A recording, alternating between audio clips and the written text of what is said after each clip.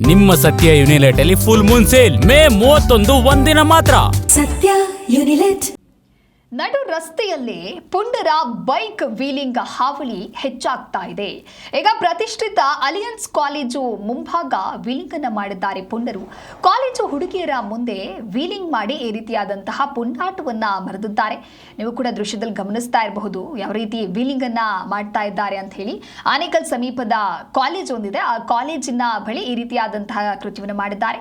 3 ಬೈಕ್ನಲ್ಲಿ ಬಂದಿದ್ದಂತಹ 5 ಮಂದಿ ಪುಂಡರು ಆನೇಕಲ್ ಪೊಲೀಸ್ ಠಾಣಾ ವ್ಯಾಪ್ತಿಯಲ್ಲಿ ಆಗಿರುವಂತಹ ಘಟನೆ ಇದು.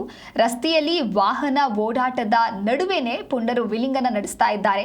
ರಸ್ತೆಯಲ್ಲಿ ಬೇರೆ ವಾಹನಗಳು ಕೂಡ ಹೋಗಬೇಕಾಗತ್ತೆ, ಅವರಿಗೆ ಏನಾದ್ರೂ ಡಿಸ್ಟರ್ಬ್ ಆಗುತ್ತೆ, ಸಮಸ್ಯೆ ಆಗುತ್ತೆ ಅನ್ನೋದನ್ನ ಕೂಡ ಯೋಚನೆ ಮಾಡದೆ ಈ ರೀತಿಯಾದಂತಹ ವೀಲಿಂಗ್ ಮಾಡುವಂತ ಕೆಲಸ ದಿನನಿತ್ಯ ಹೆಚ್ಚಾಗ್ತಾ ಇದೆ.